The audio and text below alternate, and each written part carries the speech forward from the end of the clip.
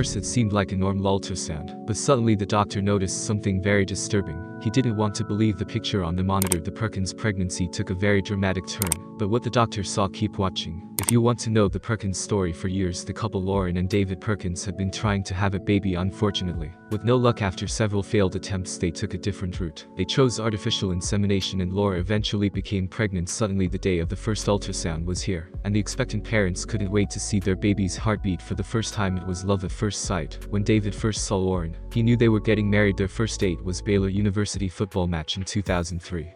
Even then both were very much in love, and became inseparable over time. Their relationship resembled a fairy tale. They were best friends, gave each other support and difficult times, and worried about each other's happiness. Finally they married in 2007, and adopted a dog a few years later. In 2010 they called her Maggie. Happiness seemed perfect, but Lauren and David longed for a child. They wanted a family to which they could give their full love and grow from it. However, since both were very adventurous and wanted to see the world at the same time, they decided to wait with family planning for the time being, as they were sure they planned for the future. A few years later, Lauren and David were finally ready to start a family. They thought they had covered everything perfectly. My dream was always 2 children, preferably a boy and a girl. They should be about 2 to 3 years apart, Lauren told Today magazine. Nevertheless, not everything went as planned. Similar to many families, I think God looked at us and said, "You have no idea what's coming." Lauren later said during these early days the couple couldn't wait to finally have a baby and initially tried it naturally. However, they had no idea what to expect. The Perkins waited in vain for a positive pregnancy test when they wanted a baby all over the world. However, they had no luck. Eventually they came to the conclusion that something could be wrong. Although both knew that stress could only be a hindrance in the situation, there was nothing they could do about the excitement and nervousness that was slowly spreading within. Day and night they racked their brains over their problem. Time passed, and it was soon months in which they could not have a child. They tried everything to finally get pregnant. The couple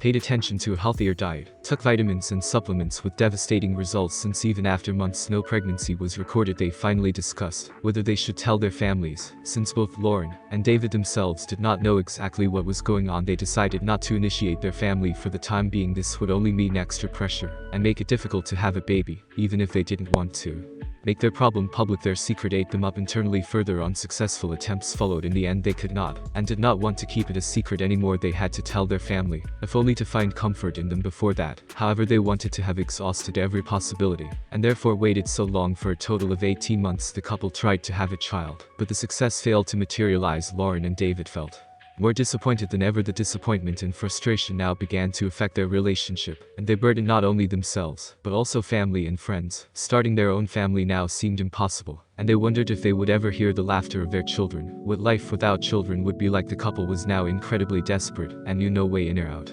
So they decided to seek help from a specialist. After countless attempts using home remedies and changing their diet, nothing happened. After more than a year, so Lauren and David Perkins decided to seek help from a specialist.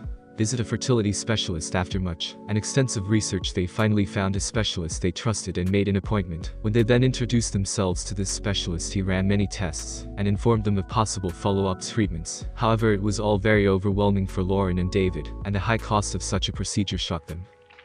So they wanted to think about the problem alone and in peace, and then make a decision. But they finally committed friends and family to their secret, and hoped for support. After months of trying in vain to get pregnant and consulting with a doctor, they just could not keep their infertility a secret. After a long wait, Perkins told his family about their difficult situation because of the intimate nature of the baby.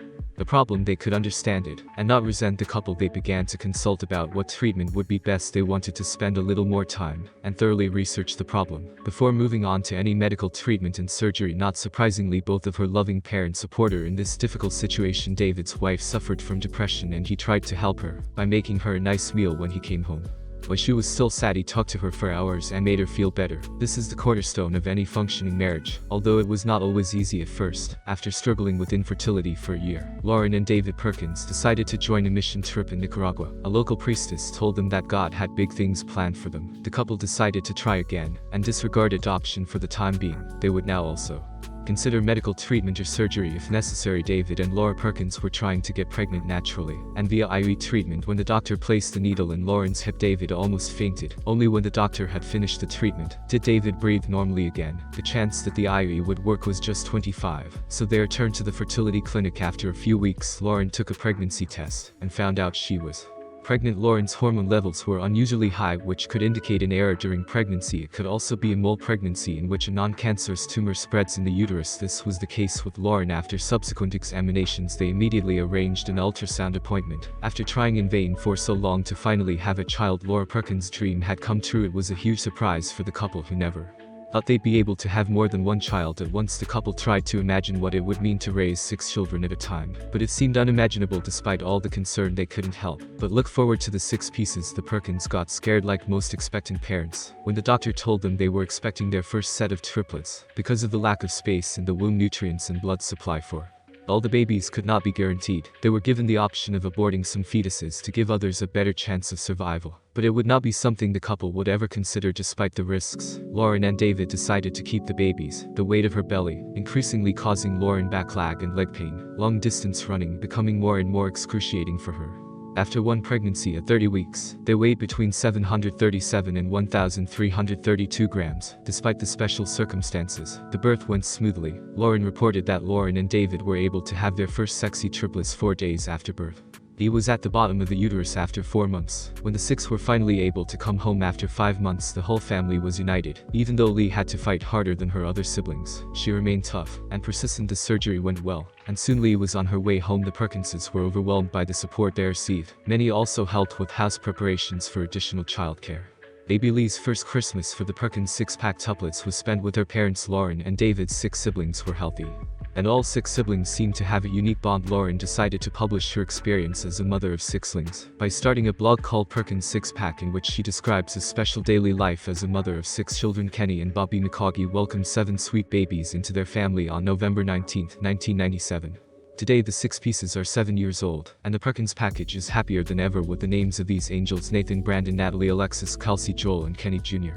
The Vicari family was shaped in history by the birth of 7 children, and they made headlines for various newspapers. They received thousands of letters from around the world to show their support and love for them. Kenny and Bobby McCaughey got a call from President Bill Clinton, one of the most iconic figures in the United States. The president congratulated the two and invited the whole family to stop by the White House. Iowa decided to give 7ling full scholarships to public universities by their choice. Once they reached college, Gerber Products donated many packages containing baby food that they could keep for a year. Procter & Gamble donated access to a lifetime supply of diapers. Kenny and Bobby McCaughey already had their first child before they had 7 children. They decided to find different ways to increase their income during the year to raise all their children. One way was to release an album full of lullabies. Another was to publish a book. Kathy Lee Gifford, along with other artists, decided to work in the Christian music industry to sing some songs. Kenny and Bobby McCaughey's former home had 7 bedrooms and 5 bathrooms totaling 5,500 square feet, being transformed into a home that would provide protection and supporting young girls who were going through an unplanned pregnancy. The couple now lived in a simpler 3-bedroom home. Kenny Jr. shared his experience with his extended family when he turned 18.